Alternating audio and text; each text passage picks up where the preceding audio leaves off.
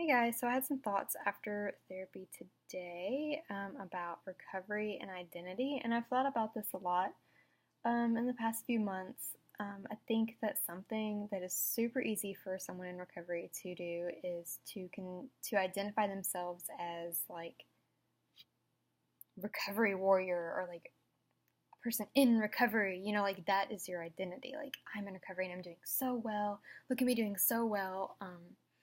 And like that can become your entire world.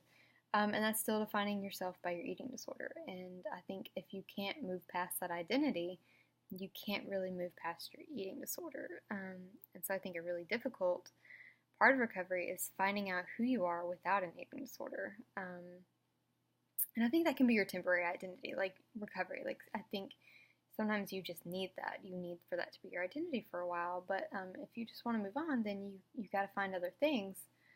And I think something that happened to me in my recovery, like there came a point in time where I just didn't care about eating disorders anymore. Like I didn't want to hear about it. I didn't want to follow anyone with an eating disorder. Like I was just over it. Like it was so boring to me and tedious.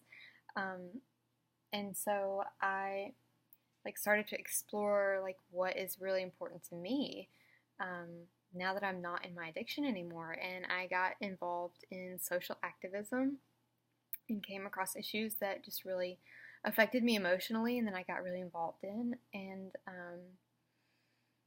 it was a really great feeling to like see what interests me and not my eating disorder. Unfortunately, looking back, I didn't really have the resources that I needed to deal with the emotions or the knowledge that, like I said, I got involved in social activism, and I just became aware of like pain and suffering on a so much like a grander scale, and I didn't really have the emotion or the coping skills to deal with that knowledge that there are people suffering everywhere, and I can't do anything about it. Like I can, but I can't like prevent everyone everywhere from suffering. And so like that's something that I still struggle to deal with. And I honestly think that my eating disorder kind of helps me to deal with that, especially in the current political climate.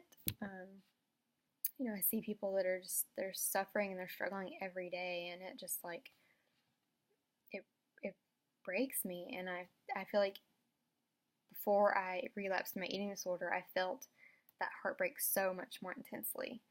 Um, and by no means do I want to like turn the focus onto me as an ally, because the conversation is not about me. In the context of like Black Lives Matter and LGBT, trans rights, those things. Like it's okay for me to feel upset about them, but it's not okay for the conversation to focus on my upset about them. But that's like neither here nor there.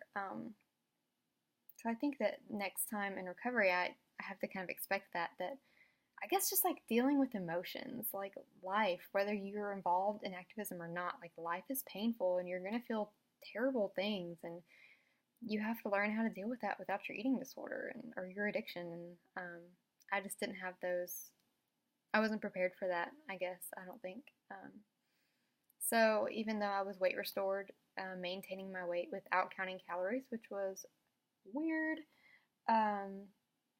by all appearances doing very well in recovery, I still wasn't addressing the deeper issues, and just wasn't able to deal with emotions like I should have been. And so that's why I'm here in relapse, using my eating disorder to deal with emotions, which is not great, and I do not recommend it. So yeah, the point is, this whole rambling video, you can't continue to define yourself by your eating disorder in recovery. You have to find out who you are, like who you really are without your eating disorder. Like your eating disorder gets no say in this. And if you want to continue to work with eating disorders, I think that you have to think really hard about why. Like why you want to work with other people with eating disorders, or why you want to go into like nutrition or research. Like challenge yourself on that, because that's, that it could be a disorder decision and you don't even know it, or it could be a healthy decision, like you just want to help people.